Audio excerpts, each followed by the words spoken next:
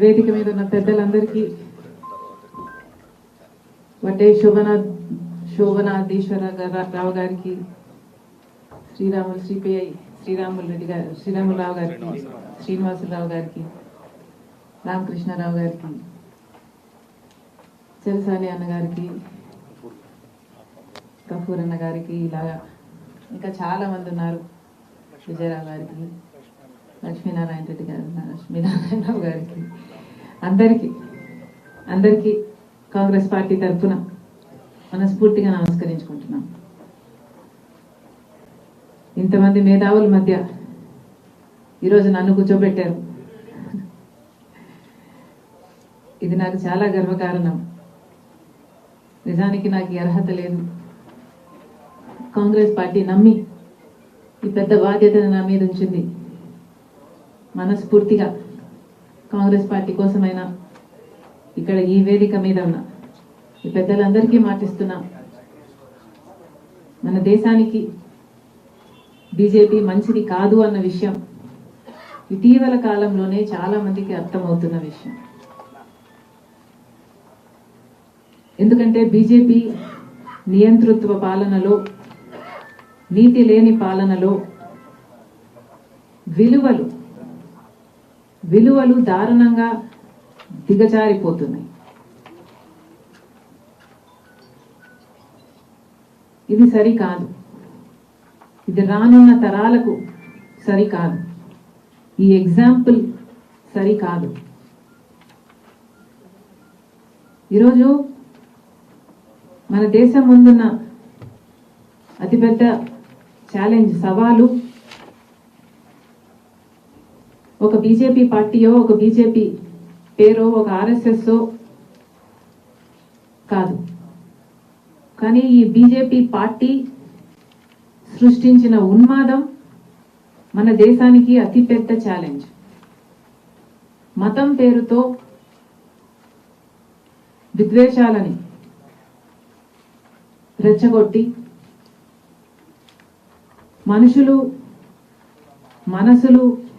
మధ్య చిచ్చుపెట్టి వాళ్ళు లబ్ధి పొందాలని చూసుకుంటున్నారు.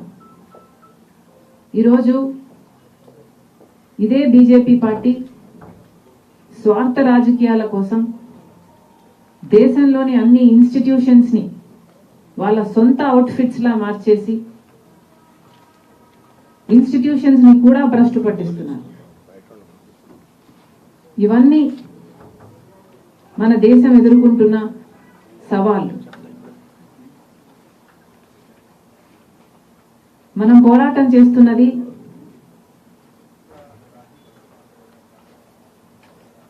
సమయంతో. ఎందుకంటే ఇప్పటికే 10 సంవత్సరాలు అయిపోయింది ఈ బీజేపీ పార్టీ అధికారంలో ఉంది. ఇక ఇప్పుడు కూడా మనం ఏం చేయకపోతే సమయం దాటిపోతుంది, కీడు జరిగిపోతుంది. మనం పోరాటం చేస్తున్నది సమయంతో, మనం పోరాటం చేస్తున్నది రేపటి కోసం. రాజ్యాంగమేమో అందరూ సమానమే అని చెప్తుంది. ప్రతి మతము కూడా మనుషులందరూ ఒకటే అంటుంది. కానీ ఆర్ఎస్ఎస్ రాజ్యాంగం, బీజేపీ రాజ్యాంగం మాత్రం దీనికి విరుద్ధంగా ఉంది. మతం పేరుతో చిచ్చు పెట్టడం, ఆ మంటలో చలి కాచుకోవడం బీజేపీ పార్టీకి తెలిసిన రాజకీయం. ఇదే మనం చూసిన రాజకీయం. ఒక మతాన్ని అవమానించడం, ఇంకో మతాన్ని రెచ్చగొట్టడం, ఇదే చూసాం.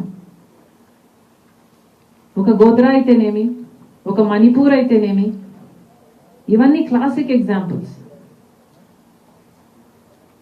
ఇవన్నీ బీజేపీ పార్టీ కావాలని చేస్తున్నది. మరి ఇప్పుడు కూడా సమాజం మేలుకోకపోతే ఇంకా మనం ఎలా కాపాడుకుంటాం? బీజేపీ పార్టీకి వ్యతిరేకంగా ఎవరు మాట్లాడినా వాళ్ళ మీద కేసులు పెడతారు, ఈడీని ప్రయోగిస్తారు, సిబిఐని ప్రయోగిస్తారు, ఐటీని ప్రయోగిస్తారు. అంటే వాళ్ళ సొంత భటులుగా వాళ్ళని వాడుకుంటున్నారు. ఈరోజు బీజేపీ పార్టీ ఎలా తయారైందంటే బీజేపీ పార్టీలో ఉన్న వాళ్ళంతా క్రిమినల్స్ అయ్యుండి ఆ కేసుల నుంచి తప్పించుకోవడానికి వాళ్ళని వాళ్ళు కాపాడుకోవడానికి బీజేపీలో చేరిన వాళ్ళు ఎక్కువ. ఇలా తయారైంది బీజేపీ పార్టీ. ఈ ఇన్స్టిట్యూషన్స్ అన్ని కూడా ఆఖరికి ఎస్బీఐని కూడా చూసాం. ఒక సిబిఐ, ఈడీ, ఐటీలే కాదు, ఎస్బీఐ కూడా బీజేపీకి కొమ్ము కాస్తూ ఎలక్ట్రల్ బాండ్స్ లో విషయంలో వాస్తవాలను బయట పెట్టండి అంటే ఎన్ని చుట్లు తిరిగిందో, ఎస్బీఐ కూడా బీజేపీని ఎలా కాపాడాలనుకుందో ఇటీవల కాలంలోనే ప్రత్యక్షంగా చూసాం. బీజేపీ చేసిందల్లా ఈ 5 సంవత్సరాలలో అరాచకం. ఈరోజు దళితులకు కానీ, ఎస్టీలకు కానీ, మైనారిటీలకు కానీ, ఇలా అట్టడుగునున్న వర్గాలలో ఏ ఒక్కరికి భరోసా లేకుండా పోయింది. సెక్యూరిటీ అనేదే లేకుండా పోయింది. పోనీ మిగతా భారతదేశం అన్నా బాగుందా, అభివృద్ధి జరిగిందా, ఆర్థికంగా బలపడిందా అంటే India as a developing nation in the natural scheme of things grow అయిందే తప్ప బీజేపీ చేసింది ఏమీ లేదు. ఇంకా బీజేపీ ఏదైనా చేసింది అంటే అదానీలకు, అంబానీలకు భారతదేశ సంపదను దోచిపెట్టడం. ఇదే రాష్ట్రంలో, మన రాష్ట్రంలోనే చూస్తున్నాం.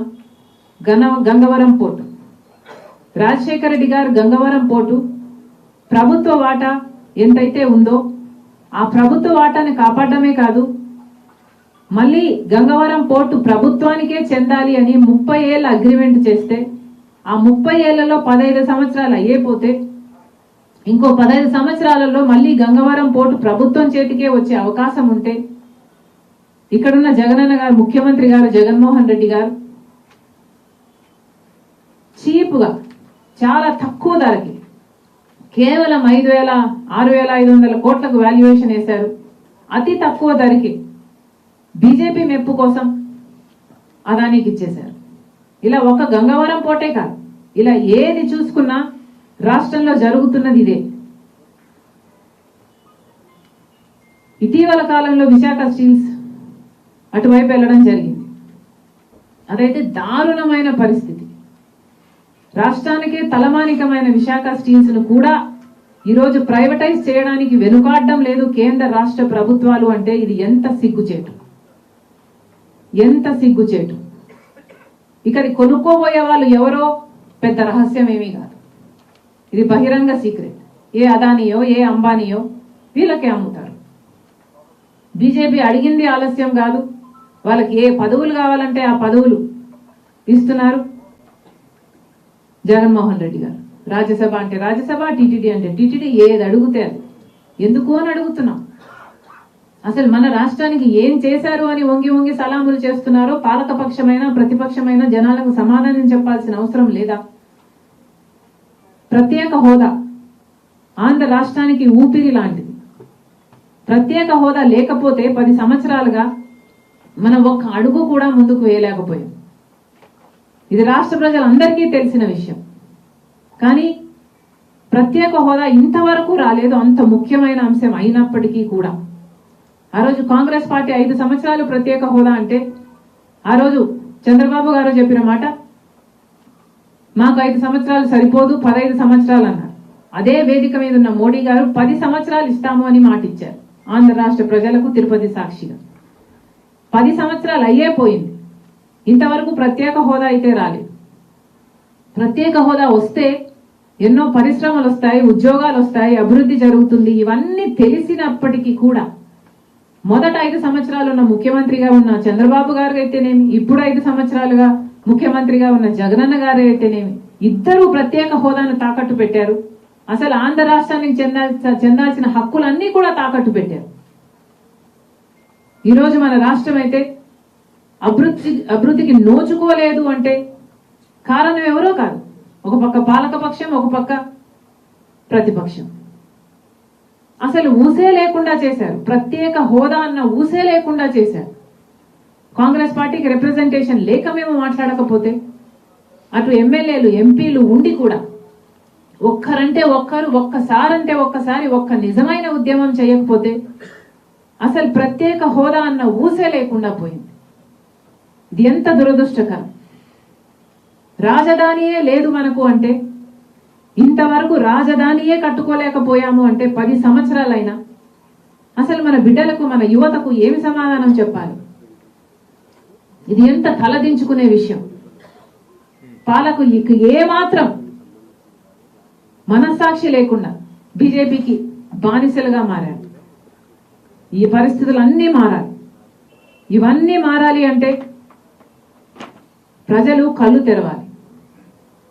బీజేపీ చేస్తున్న మోసాన్ని గమనించాలి. ఎన్నికలు వచ్చిన ప్రతిసారి ఒక హిజాబో, ఒక పుల్వామానో, లేకపోతే ఒక రామ్ మందిరో, ఇలాంటి ఎన్నికలు వచ్చిన ప్రతిసారి ఒక అంశాన్ని తీసుకొస్తారు. ఆ అంశం మీదనే ఎన్నికలకు వెళ్తారు. ఆ తర్వాత ఎన్నికలు అయిపోయాక ఇష్టారాజ్యం. బీజేపీ చేస్తున్న మోసం ప్రజలందరూ గమనించాలి, కళ్ళు విప్పాలి. ఈరోజు ఇంతమంది పెద్దలు ఈ ప్లాట్ఫామ్ నాకు ఇచ్చారు. మాటిస్తున్నాం, కాంగ్రెస్ పార్టీ తరఫున మనం అందరం కలిసి పోరాటం చేద్దాం. బొట్టు బొట్టు కలుస్తేనే మహాసముద్రం, అడుగు అడుగు కదిలితేనే ఉద్యమం. మనం అందరం కలిసి ప్రయాణం చేద్దాం. బీజేపీని గద్దె దించాలి. బీజేపీనే కాదు, బీజేపీతో ప్రతిపక్షంగా పొత్తు పెట్టుకున్న చంద్రబాబు గారు అయితేనేమి, ప్రత్యక్షంగానే కాదు పరోక్షంగా పొత్తు పెట్టుకున్న జగనన్న గారు అయితేనేమి, వీళ్ళందరికీ గుణపాఠం చెప్పాలి. బీజేపీకి తో కలిసి పనిచేస్తున్న అన్ని పార్టీలను మేము వ్యతిరేకిస్తున్నాం. ప్రజల తరపున మేము పోరాటం చేస్తాం. ఈ వేదిక సాక్షిగా కాంగ్రెస్ పార్టీ మీ అందరితో నిలబడుతుంది. మీరెక్కడ పోరాటం చేస్తే అక్కడికి కాంగ్రెస్ పార్టీ కూడా వస్తుంది. మిమ్మల్ని కూడా కలుపుకుపోతామని మీ అందరి సాక్షిగా, మీడియా సాక్షిగా కాంగ్రెస్ పార్టీ మాటిస్తాం. థాంక్యూ.